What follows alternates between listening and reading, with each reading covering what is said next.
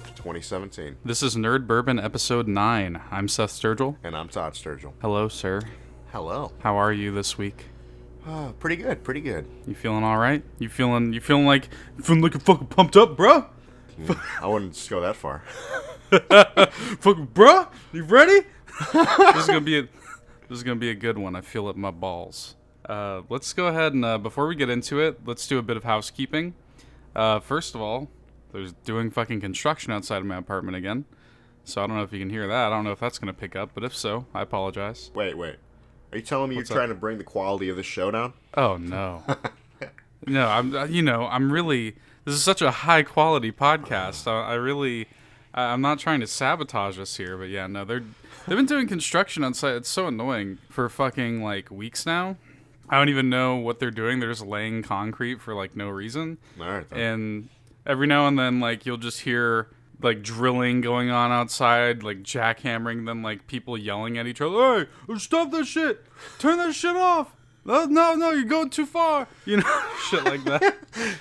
So, and I can hear when I'm editing that like some of it's picking up in the mic a little bit. So anyway, if you guys catch any of that, I'm sorry. There's literally nothing I can do about it. But real housekeeping, I'm going to be killing the corrections segment, at least as it currently exists. I'm changing it to be more of a fan-supported segment because it's just so much extra work whenever... A lot of it I catch when I actually listen to the episode, or like last episode when Todd tells me there's probably going to be corrections. But a lot of it I do catch, but it is a lot of extra work to actually pick apart each episode. So what I'm going to switch corrections to is if you guys leave a comment within the episode leaving a correction, I'm going to call it out in the next episode and credit whoever it was that corrected us. So if you guys happen to catch something that we got wrong, we get something wrong like every week, call us out on it. You'll get a shout out in the next episode. So that's how I'm doing corrections now. Anyway, with that out of the way, what have you been up to this week, Todd? You know, I've been playing Nioh.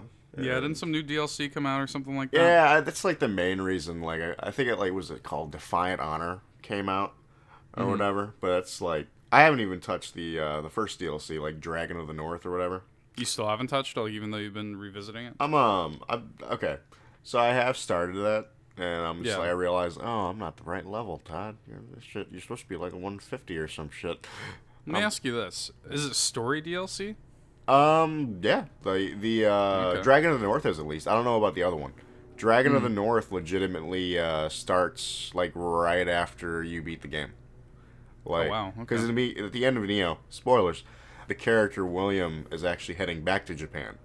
That's when Dragon of the North takes place. Okay. So, one thing I want to talk about real quick with Nioh is just, I love the game, I do, but holy shit, does it have an issue with. So one of the first things I did when I jumped on, I was like, oh shit, there's some new missions in these areas that I've already like kind of completed. I'm like, all right, cool, let's check it out. Let's check this shit out. So first things first, it was a boss area. I'm like, all right, cool. One of these rounds, just fight a boss, right? Get this dude to half health. The other boss pops in, and I'm like, no. I just kind of shook my head because I'm like, damn it, Nioh, you're better than this. Wasn't that a problem with the base game too? Though? Yes, dude. So once you like beat the game, it's just like, hey, dual boss fights everywhere. Dual boss fight for you. Dual boss fight over here. It's just everywhere. I hate dual boss fights. Here's my deal. If you do it properly, I actually don't mind it. But it's just like the one that I don't mind is there's one where you fight it's like the Warrior of the East and the Warrior of the West or whatever. That's what they're called or whatever. And those are fine because it's like you got one slower enemy and one faster enemy. Right. But then there's like one of them. It's where you there's a character named what's this? I don't know. I'm not gonna even try to remember his name. But they're both fast. See.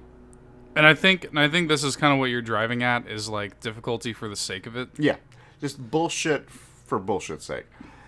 Because in Dark Souls, at least, you do occasionally get dual boss fights, like famously ONS, Ornstein and Smo. But that's not a bullshit boss fight. They actually handle that in a cool way, and I would say that most of the time Souls handles it in cool ways. Yeah, even like Frida and Ariandel is not bad. It's in my mind it's a little more bullshit, but it's still fair, you know? Yeah, and there are at least story reasons for there to be dual boss fights. Yeah. In Dark Souls, like it actually makes sense. I'm gonna be real. That fight with Frida, that is one of my favorite fights in the game. Yeah, the fight is like fucking fantastic. Like, for that shitty DLC. That is a good fight. It makes up for it in my eyes. Yeah. That's really my issue in Nioh. Like, I've been having a lot of fun. Like, I've been messing around with the new weapon types. They have the Odachis, which are like two-handed katanas, like basically almost. Mm-hmm. Really fun. Like and then they added tonfas as well. I've been actually messing. What are those? Those like wooden sticks and shit. Tonfas. Like nunchucks or? Nah, similar, but not really. They're more like so you have like they're kind of like what's that character's name? Remember that so it's like you have a handle attached to it like that comes out of the side and it's like a piece of wood like other than that. Oh yeah. Okay yeah okay. Yeah. Yeah, I know what you're Think about. Okay. They're kind of like ninja-esque weapons. Right. So yeah, I've been messing around with those. Those are pretty fun. They're like really like fast and like you can combo the shit out of people. That's cool. Damage is a little but other than that, Nioh's Nioh, and I've been actually having a lot of fun fucking around with it again. I like that game. I just never got around to putting serious time into it. It came out at a terrible time for me. Yep. I just remember like there were a lot of games that came out around the same time as Nioh, and it just slipped through the cracks for me. I would love to actually sit down and play it. If you ever do, like, I would love to do some co-op with you. Yeah, because it's a good game. I do like it. I like a lot of things that game does. It's really solid, and quite frankly, it's just a miracle that game ever came out at all. Yep. So I definitely respect the shit out of that game. We played a little more Overwatch because Doomfist launched. Doomfist is arguably my favorite offense character at this point. He is mine. He definitely is mine. Not because I think Doomfist is a great character. I have my issues with Doomfist. He definitely has issues. But I've never been. You're more of an offense character player than I am. I've never liked any of them. Like, I only play offense if, like, apparently everybody wants to tank or support or whatever. I'm like, all right, cool. I guess I can play offense. Offense is by far my least used class. I don't like any of the offensive characters. Doomfist is actually palatable to me.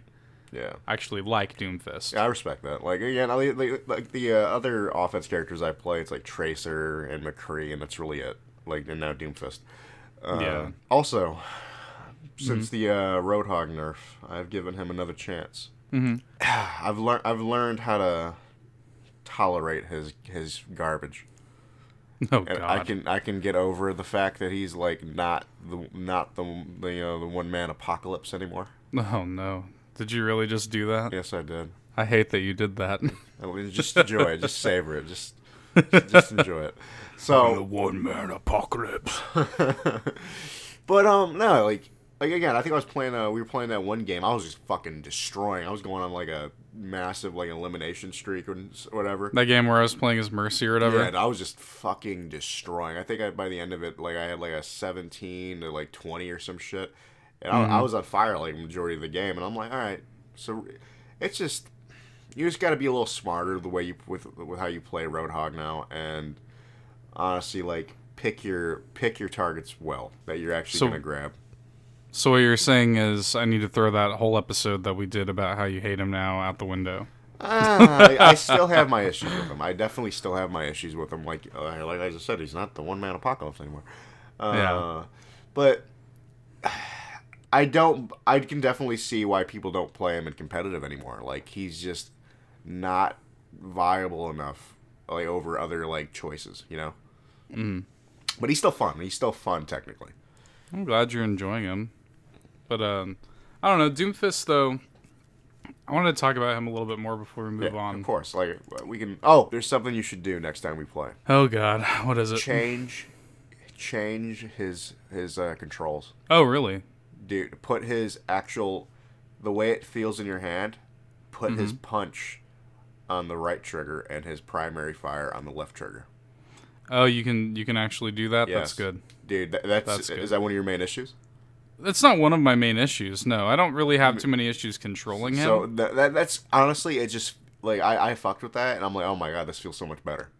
Like, yeah, that would definitely. I mean, that would definitely feel better than it does. I'm not, but that's not one of my. Controlling him isn't really my problem. I do think, and I understand he has ways to increase his health or whatever. I think that he's one of my. He's kind of that stir the pot type character. he definitely is.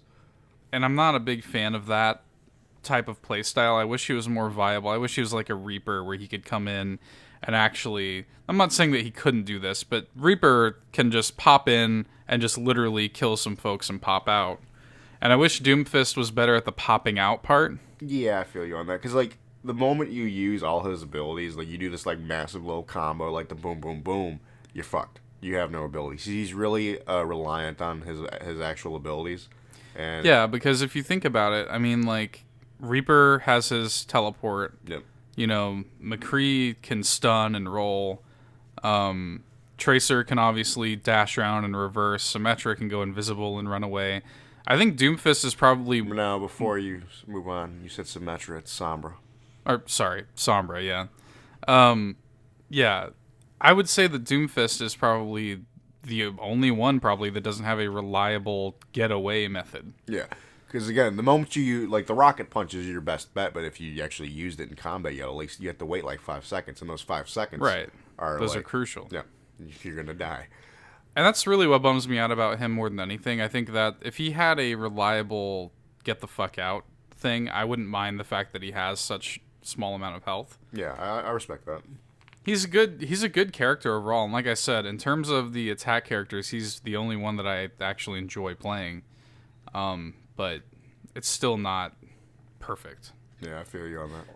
It's just not. I don't know. It's just not my playstyle, I guess. But I still like him, and it's cool that they even put him in at all, because he's been like a fan requested character for forever. And if you watch interviews with like Jeff Kaplan and his team at Blizzard.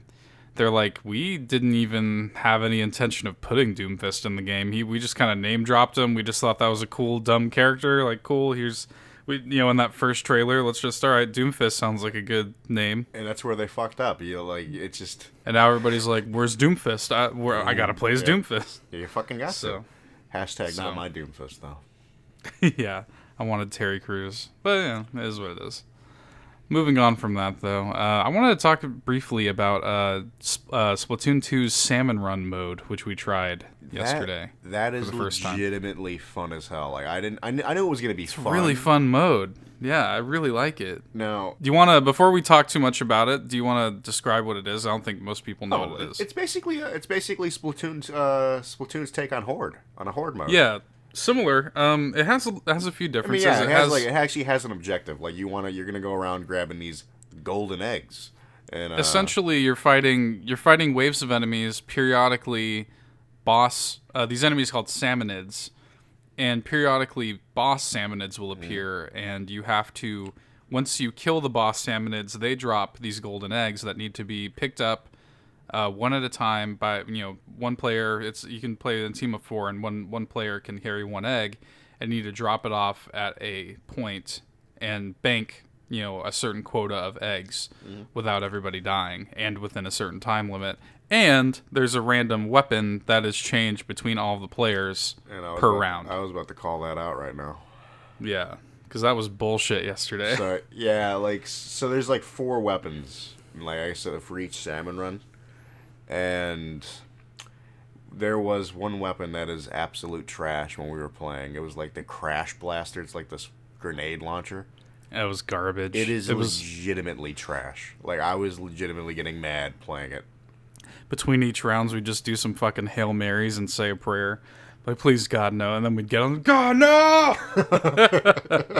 It was terrible. But it's just a fun, solid mode. There's a lot of moving parts, as you can probably gather from the way we just described it. But it gets hectic.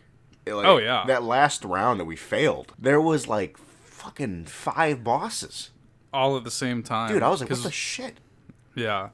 Because if you let them get away from you at all, you're screwed. It has its own kind of separate leveling system, and it has its own separate set of rewards that you can carry over, into the rest of the game. It's really quite cool. It's a pretty good little mode. I'm glad that it's in there. I kind of wish you could do it whenever you wanted to, but I can see why they limit it. Weirdly enough, you can do it whenever you want to when you play locally. Oh, yeah? Like, if I have my Switch and you have your Switch, you and I, at any point, could play local Salmon Run. Oh, nice. So, it's weird that it's available at all times then, but you can't do it at all times normally. But I digress. It's a really fun little mode, and I like it a lot, and I'm actually surprised at how deep it is. It has a lot more moving parts than I initially gave it credit for. I wanted to really quickly, before we move on, talk about Pyre a little bit more. Okay. Because it's a really special game. I haven't beaten it yet, but I've probably put in, I'd say I probably put in 5 or 6 hours now. Okay. And it's a really interesting game. Have you seen anything about it? I talked about it a little bit last week. I've seen screenshots. I actually haven't watched gameplay videos of it yet. It is a role-playing game. But it is it's weird. The bulk of the game is dialogue-based. So, are you familiar with the Banner Saga at all? Yeah.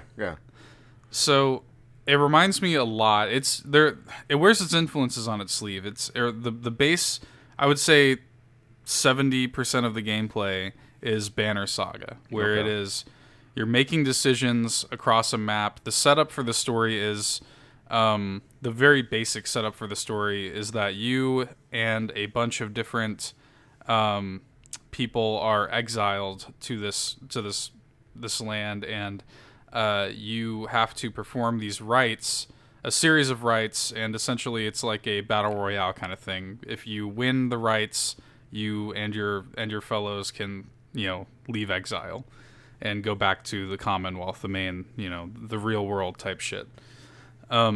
That's the very basic setup. It goes way deeper than that, but that's on balance. That's the basic setup. And so, in between rights, the game is basically the Banner Saga, where you are making decisions, making big decisions, and traveling a map, and interacting with characters. Is very character focused, really dialogue heavy, and I love that about it. It's really well written.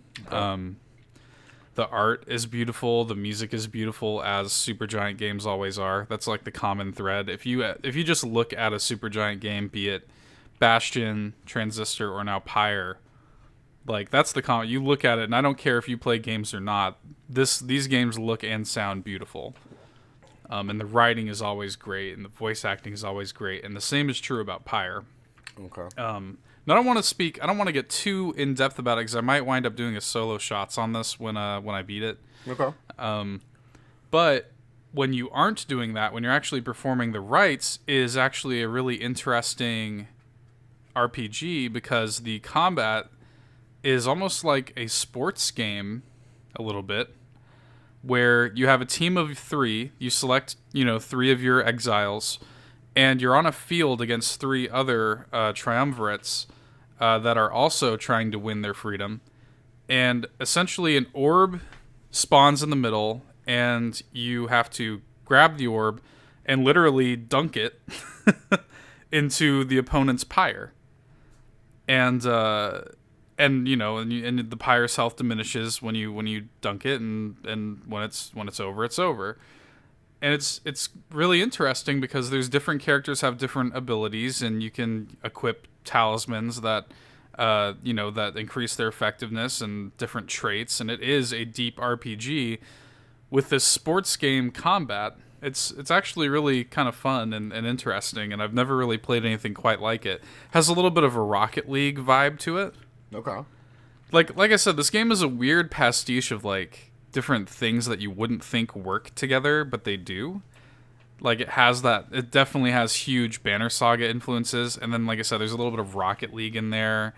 There's definitely, it wears its influences on its sleeve, and it's a really interesting little game. I encourage you to at least, if you're listening, watch the trailer for it and see if it's something you'd be into, because I actually am thoroughly enjoying it. But that's all I wanted to say about it, because like I said, I'm probably going to wind up doing a solo shots and getting more in-depth later. Okay. But Pyre is a really cool, interesting, special game. Honestly, I might check it out, actually. At least watch a video of it. Watch something, just to see if you think it would be your cup of tea, because I really do like it a lot. But Todd, let's move on to this is kind of a new segment that I'm doing in lieu of corrections, because I started to notice that I would kind of work news into either corrections, or I would work news topics into what we've been up to. So, especially since I think it was last week's episode where I talked about like the San Diego Comic-Con news. Yeah. So I was like, why don't I just make a little short news segment where I just kind of rapid fire and talk about news headlines, not literally every news headline, just the ones that you and I would care about, Right. and just get our hot takes on them before we move on to our topics. So this section is literally called "The News You Care About."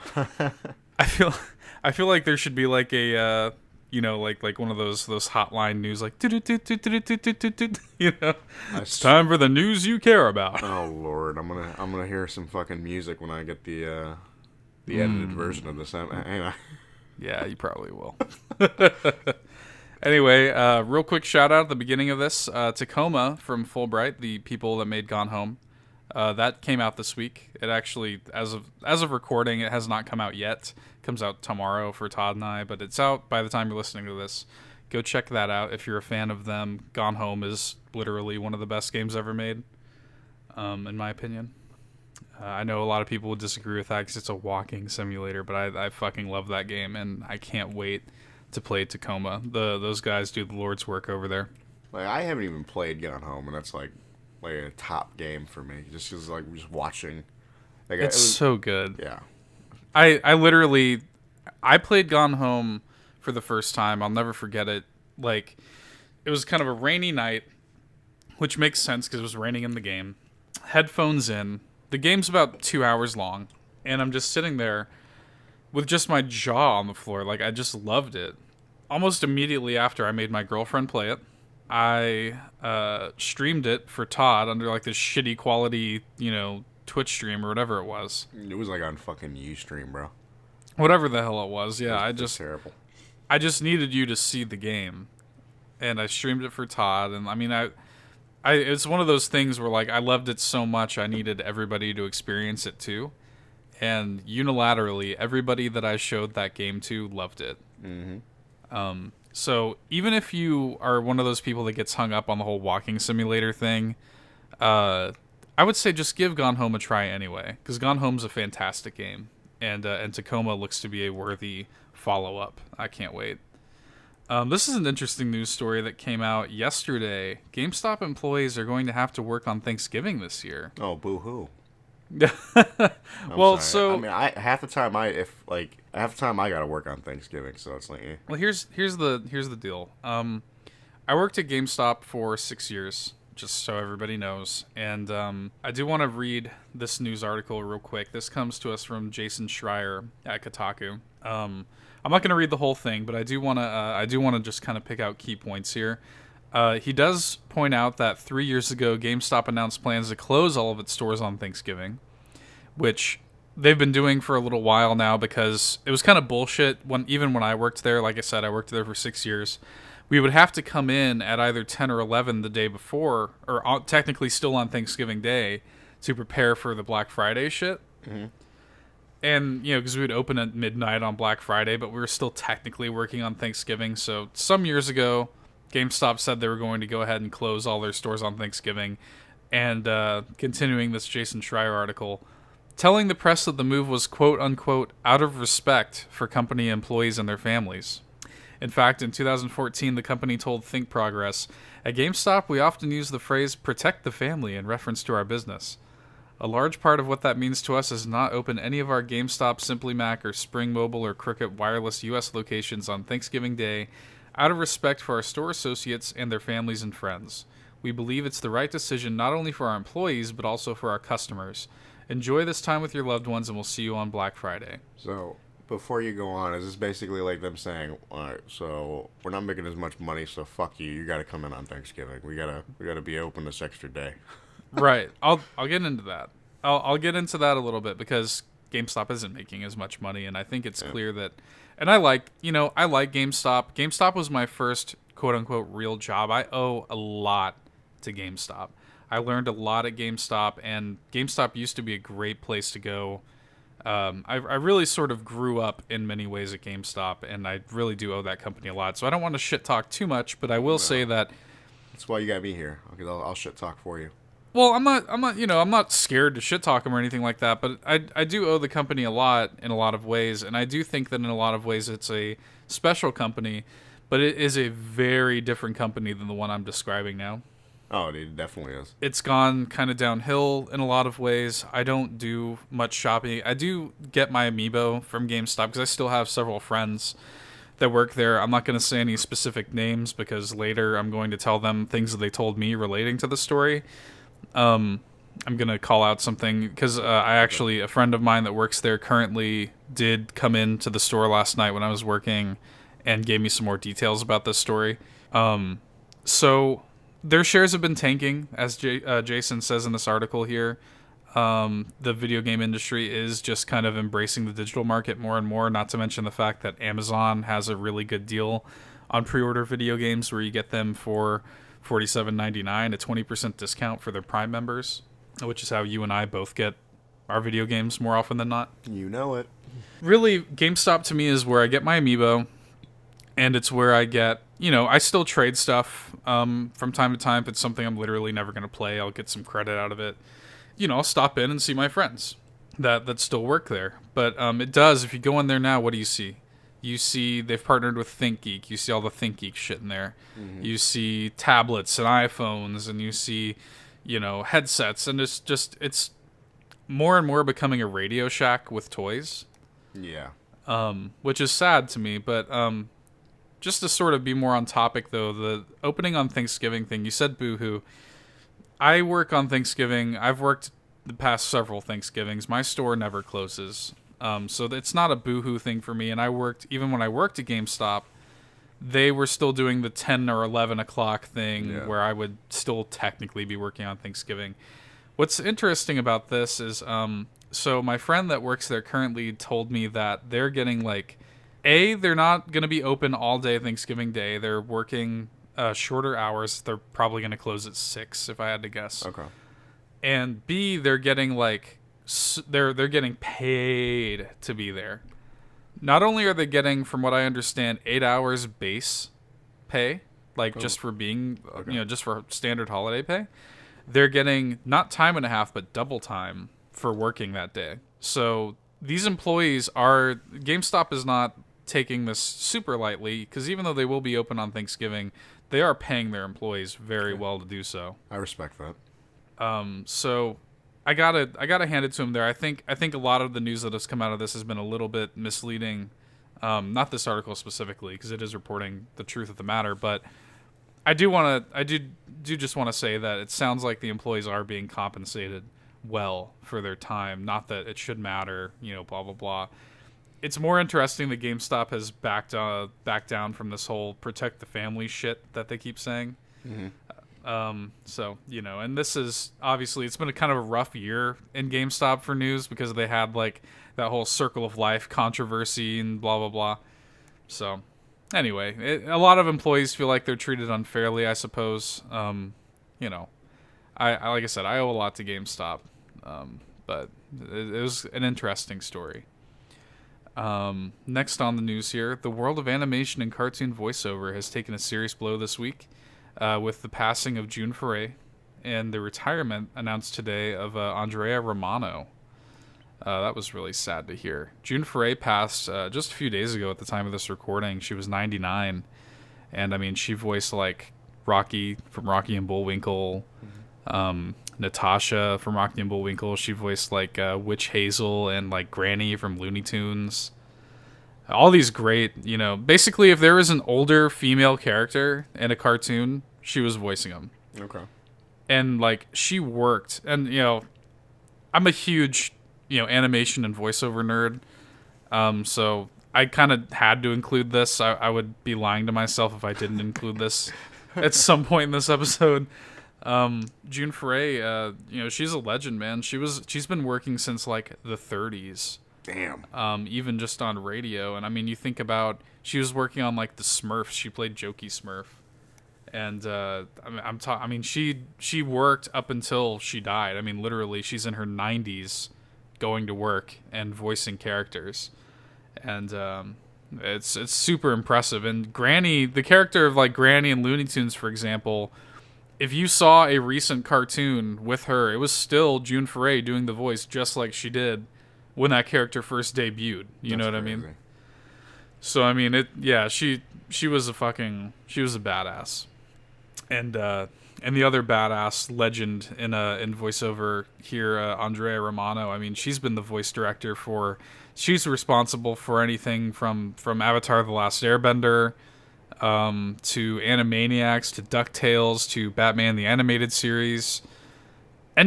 Basically any great animated show. Listen to last week's episode where we talked about all these great cartoons. Andrea Romano was probably involved in like 90% of those cartoons. Damn, really?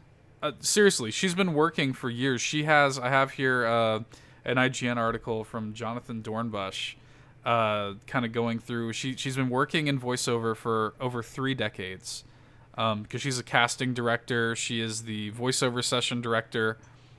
So she's directing these actors on how to give their lines and stuff like that. And she's personally directed more than 10,000 voice sessions in her career. And she had planned to continue working for another 2 to 3 years, but she retired. She's retiring this week because she was diagnosed with optic neuropathy in one of her eyes, which has caused blindness in that eye. So she is retiring, which is sad, and the industry's already worse without her.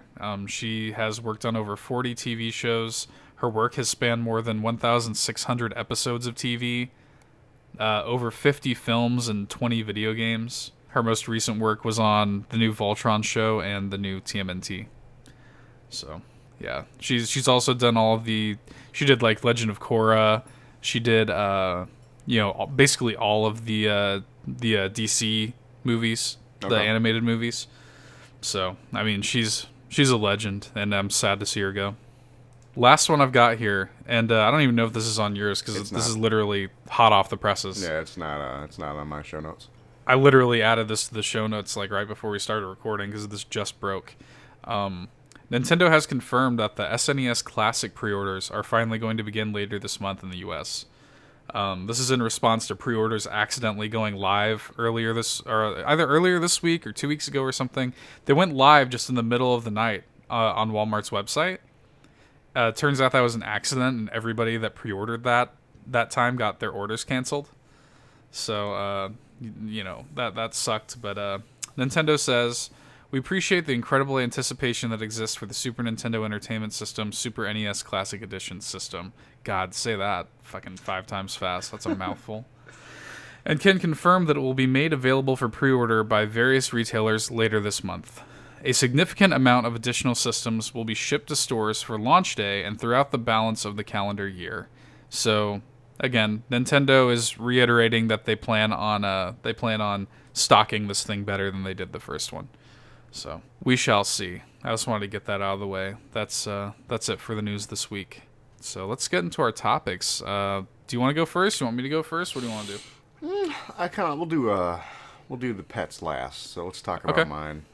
So way to spoil my topic. I know. Haha. There you go. So I want to talk about dreams, man.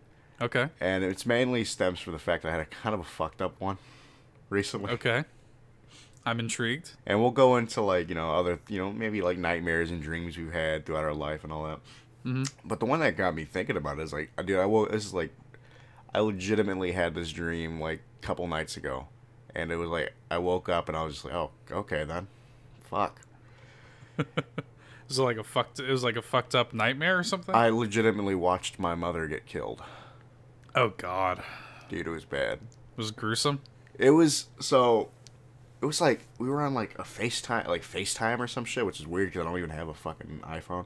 You and I were, or you and your mom were? No, me and my mom were. Okay. And she was like walking around, and I'm like, hey, you should be more careful. You shouldn't be walking on the street like that, or like walking in that neighborhood. And I actually, it's weird, I actually see somebody walking up behind her. It legitimately pulls a gun out, and yeah. Oh, God. Dude, I'm like, okay. Did you wake up immediately after that point? Yeah, it was a quiet awakening, but it was, I did wake up, and I'm just like, okay, then. Is it? Do you think it's similar to that fucking asshole that was on Facebook Live? I forget his name. That guy from like a few months ago that wound up killing himself. Oh, I know what you're talking about. Yeah. Do you think maybe a seed of that was planted in your brain and now it's like, oh shit, that could happen to anybody? Maybe. Yeah. Who am I to question like why dreams happen? Right. But that's the interesting thing. Sometimes you can pick little nuggets out of your dreams and be like, oh, this is probably why this was in my dream. But anyway, you were saying? Oh, it's such a weird thing, man. It's just like, I don't want to see that shit. No. Yeah, the human brain is fucked up. Yeah, it really is. I've had some like you know what? It's really weird. Is most of my dreams like that I remember because on some real shit. Half the time I do not remember any of them. Like if anything, I think I don't dream for the most part, and like the ones that I always remember, especially from the ones when I was a child, they've stuck with me for the longest. Is I always die in them. When you were a child, you were always dying in your dreams? Yes, like and it was always the ones when I was a kid always dealt with dinosaurs. Wait, so it was about like dinosaurs killing you? Yes. Yeah, have I never told you these? Oh no, these are good. So okay, this is the one that has stuck with me. It was I dealt with a T-Rex. Did you have a phobia of dinosaurs when you were a kid?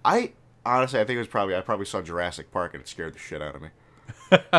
on some real Fair shit. enough. So yeah, well, let me step through them. Like, there's one where I'm like, it's one of those where you like wake up, but you're not technically up. Mm-hmm. Like you wake up in the dream, and it's like I'm in my room, and me and my sister when we were younger, we used to share a room when we were like super young. This is actually when we were underneath Granny. Right. And it's just because Granny used to live in like a duplex kind of situation. You guys lived underneath her. Yeah. So there was one moment where it's just like you see a shadow of like basically a raptor. Mm. You just see that shit. It's kind of terrifying. That one, that's like the main thing I remember. I remember seeing a raptor like shadow. I'm like, oh fuck. I loved dinosaurs when I was a kid. I loved dinosaurs so much as when I was a kid. And I've probably told you this before. When I was younger, I would call them my dino whores. Oh. Because I would. Did I ever told you about that? No. I used to. You don't understand. I fucking loved dinosaurs when I was a kid. So Jurassic Park for me, even though that movie is kind of like a horror movie at the end, I loved it because I was so into dinosaurs. If you talk to like 5 or 6 year old Seth, he could tell you every era of the age of dinosaurs. He could tell you every dinosaur under the sun. I loved them, and I used to call them my dino whores because I had like a little kid speech impediment or mispronouncing something, and my mom thought that was funny, so she would have me shorten it to sores. Like I wouldn't call them dinosaurs, I'd call it sores. So somebody would be like, "What are you doing?" And I'm like, "Playing with my horse." Anyway, that's good. Continue. And then, like that's like one of them, but the one that I really remember is it's so stupid. Is there was a dreams T-Rex. Usually are. It's a T-Rex in that big yard that we used to play in, and just fucking decimates the house, decimates it. Just, but this is the stupidest part. Everyone in that house is just running out into the yard, just piling on the ground, like just offering themselves to this fucking T-Rex. What? Yes. It's weird. Okay. But guess who's at the top? Who? Me. Oh no, of course. And it's one of those things I remember it clearly is like I get grabbed, I get thrown in the air, and I wake up as I'm about to get eaten. I had some fucked up dreams as a child, alright? Like this shit. I probably had some fucked up ones, I just don't remember them. A big thing for me, so I've never been a bedwetter, but I've always been for my entire life like at the razor's edge of being a bedwetter. Like I've when I was a kid I've wet the bed. I could probably count on my one hand the amount of times I've wet the bed in my life. I've never been a bedwetter, but I've always been just like I said on that razor's edge. Like so what will usually happen to me is I will have a dream if I go to bed and I have to pee or something like that. I'll have a dream about peeing. And like it's weird. I had this dream one time This is gonna sound so made up, but I swear to God, I had this dream one time that I was a werewolf, and I was running away from like these townsfolk or something that were like trying to chase me down. And to get away, I climbed up on these adjacent rooftops. It was like in New York or something like that, you know. And I climbed up on the rooftop and jumped onto a nearby gigantic toilet and just pissed into it. Like as a werewolf me standing on top of a giant toilet pissing into it, and it made my like real body have to go pee, and it woke me up and I like went to the bathroom. And I've had so many dreams like that where it'll start as just a normal dream, and then all of a sudden a toilet appears and you have to piss. It's trying to get you to piss yourself real quick. It's so weird. Like I haven't wet the bed since I was like 5 years old, but like I said, my whole life it's been a thing where I'm just always on the razor's edge of it, where I'll wake up and I was like, God, if that dream had gone on for another like 3 seconds, I'd be sitting in my own piss right about now. But it's a weird thing with me. I have a lot of flying dreams as well. Okay. Are you actually like flying? Not like it's not like I'm not like just sitting there like Superman with my hands in my air or anything like that. But usually it's like a normal day, and then just all of a sudden I just start floating. Like I can just float now. One time I was flying on like a giant leaf. It's weird. I've had fucked up dreams too, like you were describing. I had one. I know you've had some fucked up dreams, and I'm hoping you'd bring them up. Yeah, I've had some fucked up ones. I had one where it was me and I think it was me, you, and Dan. It was me and Dan for sure. I can't remember if you were there or not, but we were playing basketball. Like in a basketball court, and all of a sudden this gigantic tornado starts heading towards us. And I think you and I ran away, and Dan just got like sucked into the tornado. Shit. And he's like just on a basketball court just in the middle of nowhere, and just this tornado comes, and Dan's like, "Oh guys, help me!" You know? And he's like getting sucked in the tornado, and like he's trying to like hold on, and I could see him like being brutally like taken into the eye of the storm, you know? That's terrible. That's fucking I had awful. I had one with my little sister Hope, and I've told her about this. And it's weird because the way dreams work, like it's not as if you harbor some deep-rooted hatred or something like that for these people. It's usually, you know, it might prey into your fears a little bit, it might insecurities or something like that. I'll get into that in a little bit. But you know, basically when you're sleeping, your brain is just kind of unpacking everything and organizing everything and working while you're sleeping, and that's why you have these weird dreams. And anyway, I had a dream one time about my little sister Hope just getting like, I don't remember the context of how it got there. It was almost like she was like being held hostage or something like that. Okay. And it ended with her being like torn apart by sharks. What the shit? Like she just got fucking like mauled by sharks. And I've told her about this, and you know, like I said, it was just one of those things where like I woke up in the middle of the night after having that dream, and I just like her bedroom used to be right next to mine, so I just kind of like poked my head in while she was asleep. All right, she's good. Go in and just like give her a hug while she's sleeping. Love you, Hope. Oh, that's funny. She's probably listening to this, so. A couple other dreams I wouldn't mind talking about is apparently I had issues with dinosaurs and aliens when I was younger. Aliens, huh? Aliens. This is one which where my sister was an alien. Okay. Like an alien disguise, like a Skrull? It's weird. I remember this one's a little vague, but I do remember like the shot basically of my sister coming out of her room. It was Isn't that funny? You said shot. Isn't it funny how dreams are like little movies? Like yes, and this one felt like such a movie to me when I was younger. It was when I was like at that Christian school, right? And it was like my mom used to be a preschool teacher there, so we'd have to go early as shit. So we'd have to we'd leave at like 4 in the morning, right? And it was one of those like I was already ready, but I kind of like fell asleep on the couch, waiting to leave. but it's one of those where you wake up in the dream again. Right. And I just see this weird fucking light coming out of my sister's room. And I'm like, it's a dream. So my dumb self is like, all right, let's go check this shit out. My sister comes out in basically a silver flowing fucking light. Think of it like some alien shit. Did it still look like her? It did, but it was like she had a big ass head. Okay, so she was kind of like that typical image of an alien. Yes. Okay. And it still looked like her in a weird way, but it was like she just had a big ass head. And right. Honestly, I feel like this dream happened because I used to make fun of her for her big ass head. Because she used to have a big. She grew into it now, but she had I used to have this giant fucking forehead. So. I mean, shit, I have a huge head, so I can't say anything. And you actually mentioned, plays into your insecurities, and that's actually a dream that that's another one that I really remember. Is something must have been happening with me subconsciously, but it was one of those dreams where I woke up again. So always every dream I have is where I wake up. Right. I wake up and I do something, and I walk into my bathroom, and my face legitimately starts melting off. That's an insecurity you have? I don't know. It was just.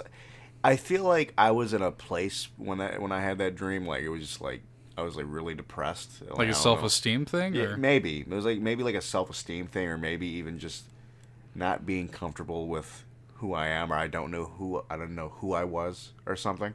Right. It was just such a weird dream. It was not gruesome. It wasn't some gruesome face melting off. It was just my facial features were sliding off. Wasn't like an Indiana Jones type thing. No, it wasn't like I opening the Holy Grail. Yeah, I didn't do that shit. It was more of just my facial features were disappearing and melting off. The reason I brought up the insecurities thing is because so my girlfriend and I, we've been together for 6 years. We're very much in love. We I don't want to bury the lead. We were literally looking at engagement rings this morning. We're very much going to be married soon type shit.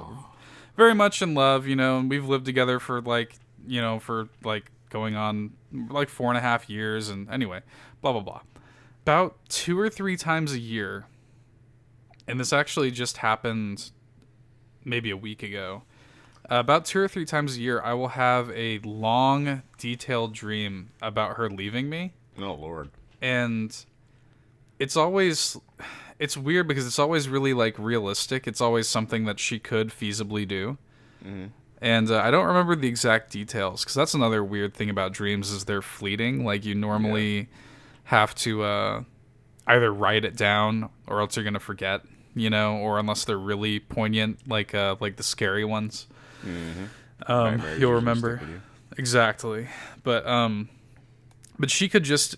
I guess, and when I'm awake, if you were to ask me when I'm awake if I had any fear of her leaving me or any lack of trust in her, I would tell you, no, absolutely not. I 100% trust her. She's never going to fuck me over like that. That's not going to happen, blah, blah, blah. I completely trust her and love her. And that's a big foundation of our relationship is trust and honesty and stuff like that. And I don't feel this way. I don't feel like she's about to leave me, but I think my internal anxiety, I have suffered from anxiety and depression my whole life.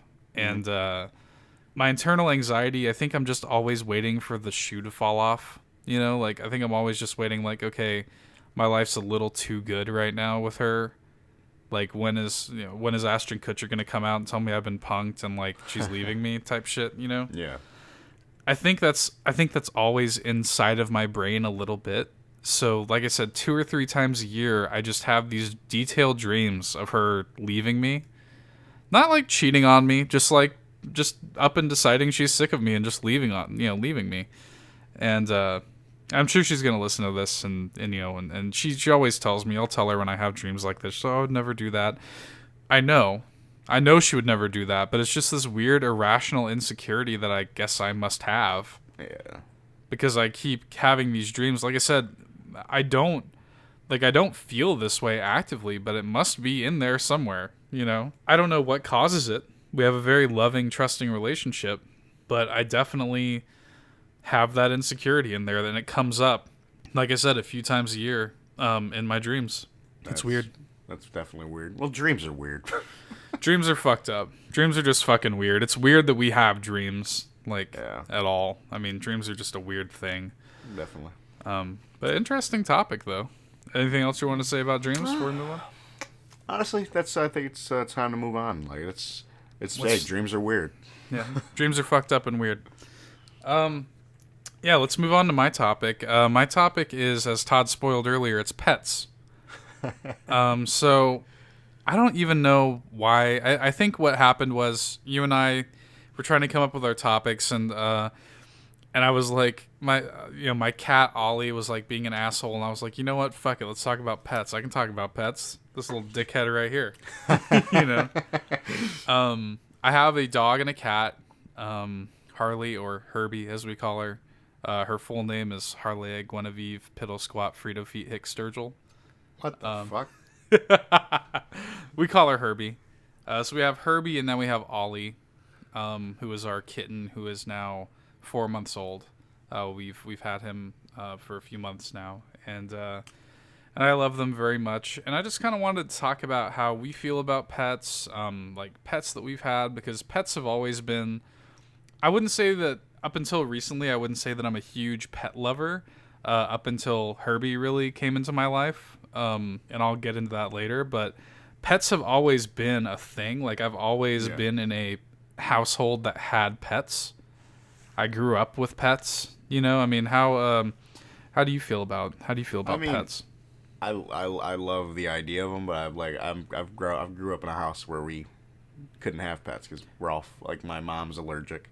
I think technically I'm allergic, but, like, it really doesn't bother me. To dogs and cats? I think mainly some dogs. Right. But it really doesn't even faze me, honestly. Didn't you guys... Was it you guys or was it your grandpa that had... Didn't you guys have a dog named Precious? Sorry, Precious was my mother and my father's dog. Right. Before me and my sister were born. Right. And I guess when we were born, it gave us fleas or some bullshit. They gave you and your sister fleas? Yes. How weird. Something like that. And then, Precious ended up going over to my grandparents. And she was what? She was like a poodle? I don't remember how to pronounce it. It's like a Brashan Versailles or whatever. She was like, I remember she had like very like curly tight hair, right? It's a very like it's one of those dogs that get like the really curly hair. But I think the breed is like a Brashan Versailles or some bullshit. Okay. Some shit like that. Like a French dog. Yeah, it's really I miss that dog. I really do, because I used to go over there a lot, and I still remember that dog. Towards the end, it was a little depressing, but yeah. What ended up? How did she end up passing away? She was old, wasn't she? They ended up putting her down. It got to the point where it was just like she couldn't hold anything. Like I'd go back there, hang out, and then you'd just be walking in puddles of piss everywhere. Yeah, we just my family put down our dog Gibson of the past. I'm not going to get into that story. You know the story. I'm not going to get into it. Yeah. But he was with us for 15 years, and it was like that too. Like, he would just be laying on the floor, just pissing and shitting all over the place. Yeah. He's 15 years old. He lived a very long life and stuff like that. But I think Precious was about the same. I think she was definitely like in that like double digit range of yeah. And then you guys had, I know, briefly when you lived in your own apartment for a little while there, you had that little puppy. Fucking Bucket. That's what I was gonna ask you what the name was. I remember ugly she was ass cute. dog in the world. I thought she was cute. It's cute in an ugly way. Cute in a very, very ugly way.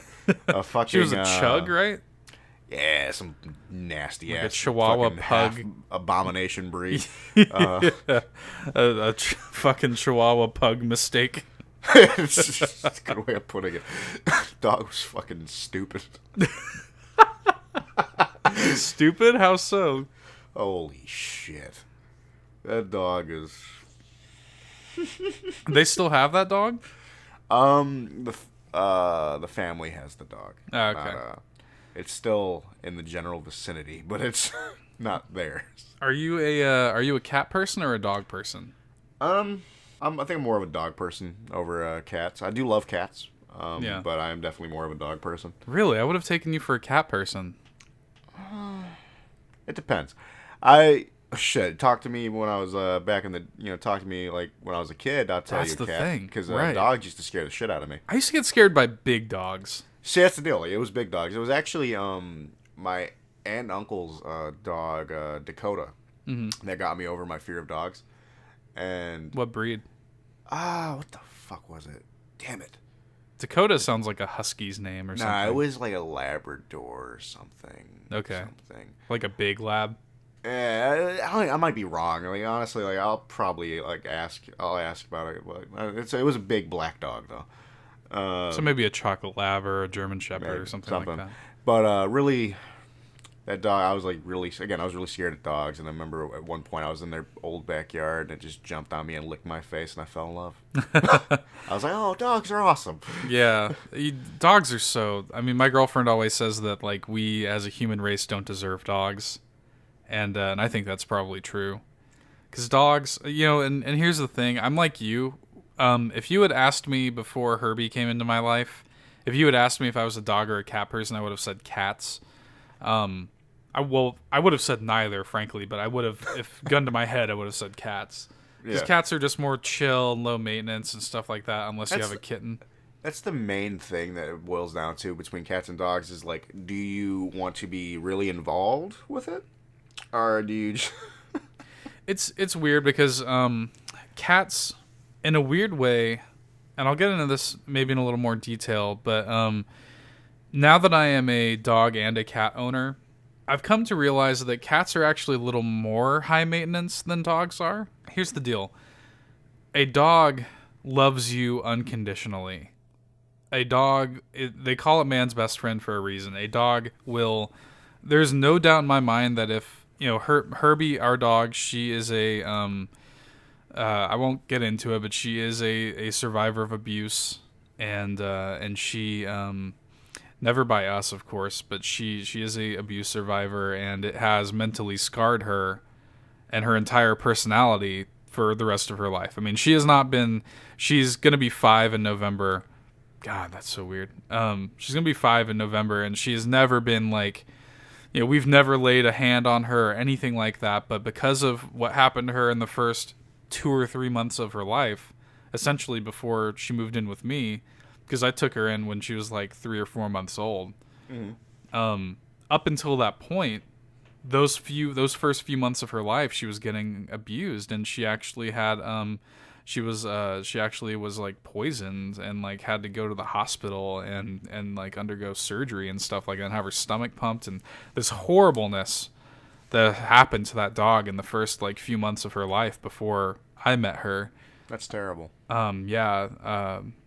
I mean, she went through a really rough patch in the first few months of her life, and that scarred her. I mean, understandably so.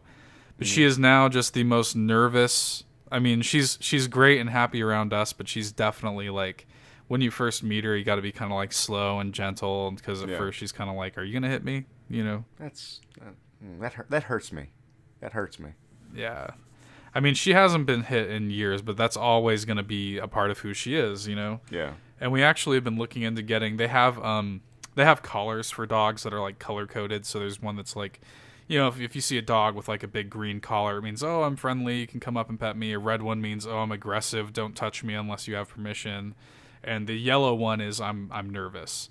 So we're thinking about getting Herbie nervous collar.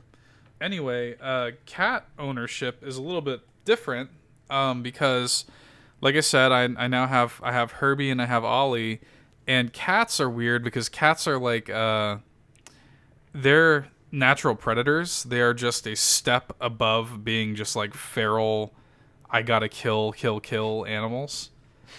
And, they can certainly, cats love you. I have no doubt in my mind that Ollie loves Anastasia, my girlfriend, and I. But like, they gotta kill. That's their whole predatory instinct. They are hunters. And as a result, cats need constant play. They're picky. They need like their litter box changed regularly. They need, they're more low maintenance in that you don't have to like, you don't have to like take them outside and like walk them and stuff like that. But you do have to make sure you're playing with them regularly. Otherwise, they're going to be biting and scratching your ankle. Trust me, we know. So in a weird way, cats are a little more high maintenance than dogs, depending on the cat, obviously. But they also, I mean, a cat needs meat and like blood in their diet. You gotta give blood to the blood god with cats. Oh, I hate you so much. I was legitimately about to say that. It's just a thing. I mean, cats are just, like I said, they're predators. I mean, they wake up every morning and their first instinct is, I gotta fucking kill something. What can I kill today? Mm-hmm. But yeah, pet ownership is definitely a journey, man. I would not have told you that I was a pet person up until Herbie came into my life. Even though I've been raised around pets, and my parents have always had pets. We've always had dogs and cats and this and that. And when I was literally, I was born into, like you, my parents had a cat named Jerry when I was born, and that was the first pet I ever remember having, and I don't even remember what happened with the cat, but anyway, long story short, we've always had pets, but I've at the same time I've never considered myself a pet person until I had one of my own and had to take care of one myself, and Herbie has definitely been an eye-opener in that regard. She definitely made me a dog person. And the older I get, the more obvious that is to me. Because a dog loves you unconditionally. A cat needs you to love it. Now, did I ever tell you about Precious 2.0? No. Now, this was a hamster. Like, the main pets that I've ever... Precious 2.0? Because it was named Precious. When you said Precious 2.0, I was thinking of the robot dog from Rick and Morty. He's like, "Where are my testicles, Summer?" So, the only other pets I really had, like that I was really allowed to have when I was younger, were hamsters. Mm-hmm. And I had one. I named him Harry. Harry the hamster, nice. He was a long-haired hamster. I was very creative with my names. He was my boy. I don't lie. I was a little sad when I came home and he was dead. You just came home and he was dead? Yeah. Oh, they don't live very long. They don't. Yeah, they don't. I had him for about as long as I should have. Now, my sister received a hamster as a gift from one of her old boyfriends, and she named it Precious. Let me just interrupt you for a second.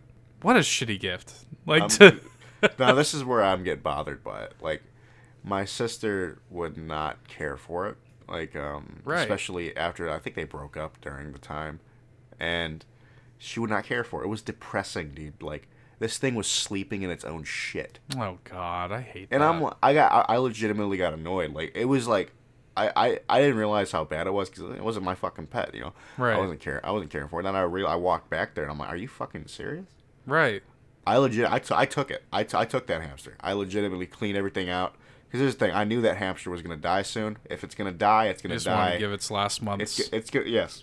Right. It's going to die in a very, a clean environment. It's going to enjoy its last, couple of months or whatever. That's sad. And honestly, I think that thing had a stroke.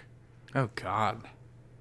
Poor guy. Or girl. I don't know. It was a girl. Like I was saying, getting somebody a pet is so, to me, dumb. Like it's like, oh, hey, here's this thing, especially with people that you don't know are pet people. Like, if somebody were to give me oh, hey, here's this thing that you're now gonna have to care for forever. Yeah. It's like the people who get bunnies for Easter.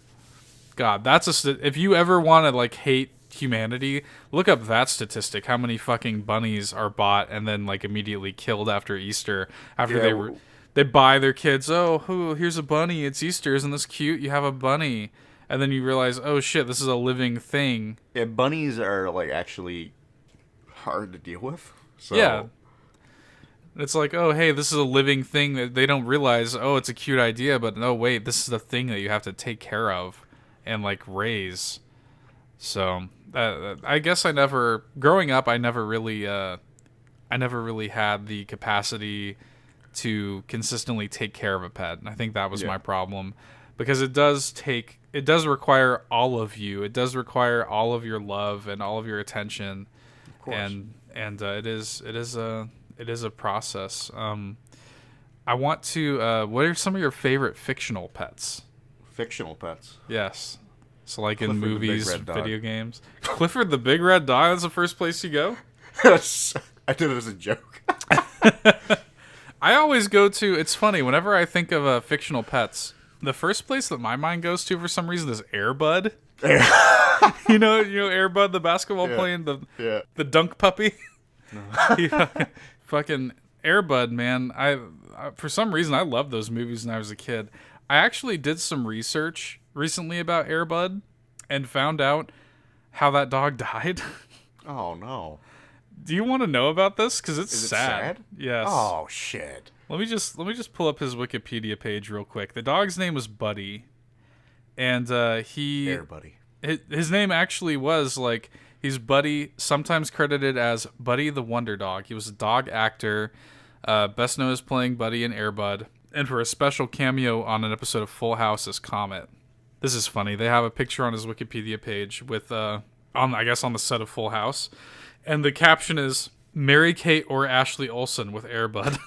Even the picture doesn't know which one it is. Mary Kate or Ashley. It's one of them. Fuck it. So yeah, he when he died, he in 1997, Buddy had his right hind leg amputated due to synovial cell sarcoma, a type of cancer that manifests near the joints of the paw. Well, that hurts me. So Air Bud the dunk master died of paw cancer. Is that not the saddest sentence you've ever heard in your life? That hurt me like really bad actually. He died in his sleep due to complications from the cancer on February 10th, 1998 at his owner's San Diego home. At the time of his death, Buddy was 10 years old. He was cremated and his ashes were buried in an undisclosed location. Oh, here's the sad thing too. The owner, Kevin DeSico, I guess. I don't know. DeKaiko? I don't know how you pronounce his name. He wrote a book called Go Buddy in 2012. That's like recent. So it's kind of sad that he's like still writing books about Air Bud like long after his death. Yeah. But yeah, that's the first place I go to when I think of fictional pets for some reason. I love Air Bud. Oh, like fictional pets, I really like. It's hard for me to figure out like pinpoint fictional pets. I mean, even when you're not. I mean, when you talk about dogs, you gotta talk about Scooby Doo, right? Of course. Yeah, we talk about Scooby-Doo. Scooby Doo. Scooby Doo's my shit. I think of Ein from Cowboy Bebop. Okay. I gotta call out Seymour. You know Seymour. Yes. For a second, I was like Seymour. Okay. Yeah. Come on. That clicked. I waited for you, Fry. Which is, of course, just like a big ripoff of the Hachiko story, but but still, one of the saddest episodes of Futurama. Yeah, that shit. I teared up. That's the thing that people don't realize though when they watch the episode of Futurama. Is like, oh shit, that happened in real life. Yeah. That is directly lifted from the story of Hachiko in Japan, the dog who waited every day for his owner that died at the Shibuya train station, and they have a statue of Hachiko in Shibuya. Yeah. You gotta... Oh, shit. Since we're talking about Futurama, you gotta talk about Nibbler. Would you consider Nibbler a pet? Yes. I mean, I would have to consider him a pet, right? He's a pet. He may be like a sentient alien creature, but he's a fucking pet. Right. He enjoys them belly rubs. Right, You gotta talk about, like, Harry Potter's got some good pets, like Hedwig. Yeah. Scabbers, which, I guess is not technically a good pet. when it's revealed that it's actually one of the fucking villains of the story. Yep. Spoilers, I guess. Shit. Homeward Bound. Oh, Homeward Bound, yeah. Gotta call out Homeward Bound. You gotta call out your boys Chance and Shadow and Sassy. The fact that you still remember the character names, I'll give you that. Well, it's hard not to. It's that movie's got some sad moments, dude. I'll say this. My girlfriend, she actually recently watched it because it's on, I think, Hulu or Netflix or something. Okay. And she just wanted to watch Homeward Bound, and dude, she's just bawling her eyes out at the ending of Homeward Bound, where you think Shadow's dead, and like they had to leave him in the hole or whatever, and like when the movie comes out, or when it comes to be that the pets find their way back to their owners, and the kid's like, well, where's Shadow? Where's Shadow? And then like you know, the scene just waits just a little too long, and then you see Shadow run over the hill, you know, type shit. There's actually a book. I'll wrap up this topic pretty soon. But I wanted to talk about this. There's actually a comic book series. It's like a short mini series called We Three. Okay. You ever hear of it? No. It is a post-apocalyptic kind of rendition of the Impossible or the Incredible Journey or Homeward Bound or whatever you want to call it. It is about like these kind of cyborg. It's a cyborg like dog, bunny, and cat, I think. Okay. And it's written by Grant Morrison, who's like one of my favorite comic book writers. And they were made as like weapons and shit like that. And it's a retelling of that, but set in like a post-apocalypse kind of shit with like cyborg animals. Highly recommended. If you get a chance to see We Three as like a trade paperback, I highly recommend it. It's real good. Just dumb, and it's actually like a really solid story and a really solid book. Anyway, what were you gonna say before I interrupted you? Well, before we wrap this up, dream pets. Dream pets. That's a good one. That's I want a pug, flat out. Of course. I really, really want a pug. I'm not going to get one until we move up north, where we're planning on moving up north for the next few years. And pugs, I live in Louisiana, as I've said a few times, I think, before on the show. Pugs have respiratory problems. And down here, it can get really hot and muggy. And I just do not want to have a pug in this weather. Yeah. My grandpa actually had a pug named Gizmo who died because of that. He was old, but this is just not the best weather to have to raise a pug in. So when we get up north where the air is like crisp and he can actually breathe properly in it, then I definitely want a pug. My girlfriend wants a pig. She wants to have like a pet pig. Lord. How do you feel about that? I respect it. Would you ever have a pet pig? I've actually thought about it. My damn self. Here's the deal. Apparently pigs are A, very smart, and B, very clean. There's actually one of the police officers comes to my work. He has a pet pig, and he's like, dude, like straight up, my pig is cleaner than my dog is. Like, like he's a good little pig. Like he's a good little piggy. He has no problems with him. So I respect that. I have a couple ideas. A couple things I want pet wise, and it's just like every dog that I actually really enjoy are like the ones that have like some serious health problems. Oh God. Like a bulldog. Like an American bulldog or not an American bulldog. Okay. Like the floppy flops. Right. Bulldog. And a pug, of course. Yes. And I love pugs so fucking much. Like I think we both have a couple Facebook pages liked. I fucking love pugs so much, dude.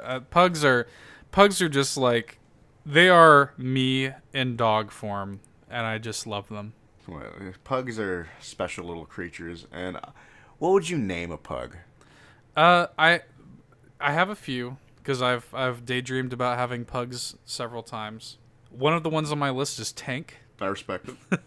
If it's a boy, I always wanted to have a pug named Tank. But on some real shit, we're probably what we've kind of settled on is we want to get a female pug because we don't want there to be any weird like sexuality things between a male pug and Herbie, who is a female dog.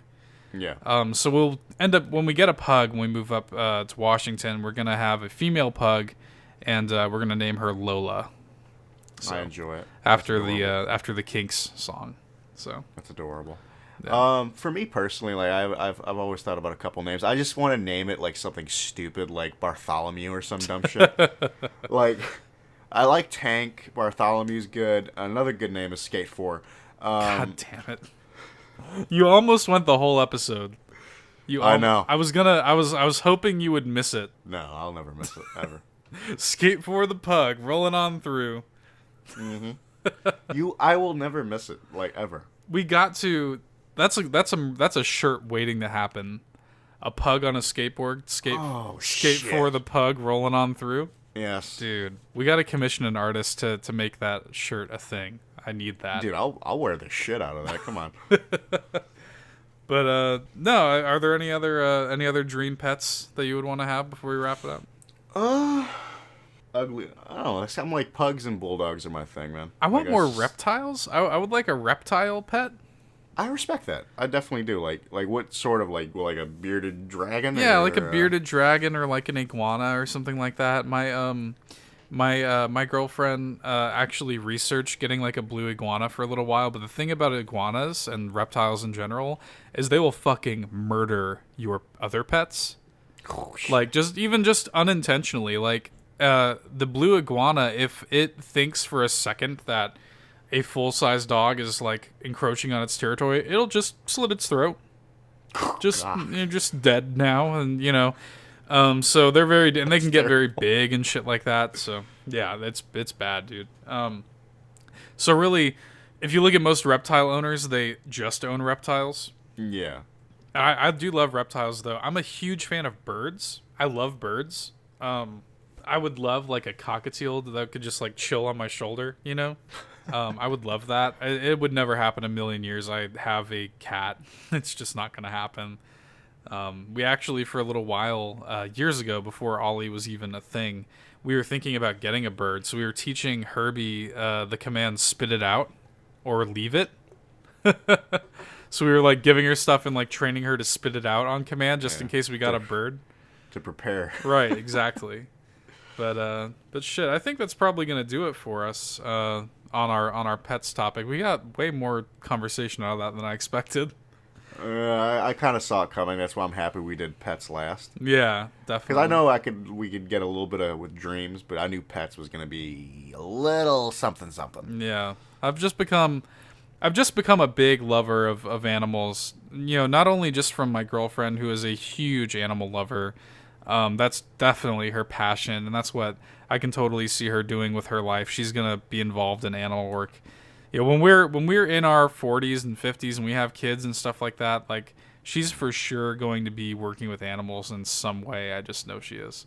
She just loves animals, and it's been a little bit infectious with me. For her last birthday, I took her to the zoo to meet a rhino face to face, which was her. Rhinos are by far her favorite animal. And and they're endangered severely, so it's they're definitely. It was nice to take her to meet one face to face, and she was fucking beside herself. Oh, I saw the pictures. Yeah, that's a story for another time. But she was fucking beside herself. And anyway, her love of animals has been really infectious, and her having Herbie with her and getting and moving them in with me when Herbie was just a little puppy has definitely changed my outlook on dogs and pets, and I definitely have a lot of love in my heart for animals that I didn't have before Herbie. And Ollie's all right too, and he's not being a dickhead. Real quick before we end this, do we want to tease? Do we want to tell people what we've been working on? Yes, let's do it. Let's so we're working on a new show, kind of like Shots. We're working on a Nerd Bourbon book club, which is going to we're actually going to be launching the first episode at the end of the month. And what I want to do is it's going to be a monthly show. We're going to do it at least once a month. And basically it's going to be it's literally a book club. We're going to announce on the main show what book it is we're reading that month. And then at the end of the month, we're going to post the book club full-on discussion about whatever that book is. So if you wanted to read along with us, you can do that. And then listen to book club at the end of the month. Or if you don't want to read along with us, you can just listen to what we think about whatever book it is. So I think we're going to actually read Berserk this month, finally. Yes. The best part about this is like when Seth first came up to me and told me about the idea, he was like, "I think we should just call it Nerd Berserk." I was like, because the original idea was I was just gonna do this once just for Berserk, because Todd's been wanting me to read Berserk for forever now. We're gonna be reading Berserk. It's gonna be. I've got the first volume here. I might cover more than this. I might wind up picking up more volumes over the course of the month. So the first episode is going to be about Berserk. It's going to post it's going to be the last episode of August at this point. Will be the premiere of Nerd Bourbon Book Club. And if you guys want to read along with the first volume of the Berserk manga, please do and tune in. And I've got a really dumb intro recorded for it, and we've been kind of working on it and thinking of stuff to do with it. And it's going to be fun. It's going to be, I think the idea was just like, let's give ourselves an excuse to read something once a month. Mm-hmm. I don't think Todd reads manga. I read comics every now and then, but I don't think either of us read like legit books. So it'll be nice to have an excuse to read more. So it's going to be a monthly thing. And yeah, the first volume of Berserk at the very least we're going to be covering in the first episode at the end of the month. Before we continue, so one thing that's gonna be nice about the Berserk episode is gonna be you have me who's actually like Caught I've read up the entire series, right? So I can give a little more insight to some things. Right. So and this will be my first exposure to Berserk, so I'm excited. So yeah, that's what's going on. That's what's going on with Nerd Bourbon Book Club. Anything else? I think that's gonna cover it. All right. Well, thanks for listening. We'll see you guys next week. We'll see you in a few weeks for Nerd Bourbon Book Club episode 1. Bye. See ya.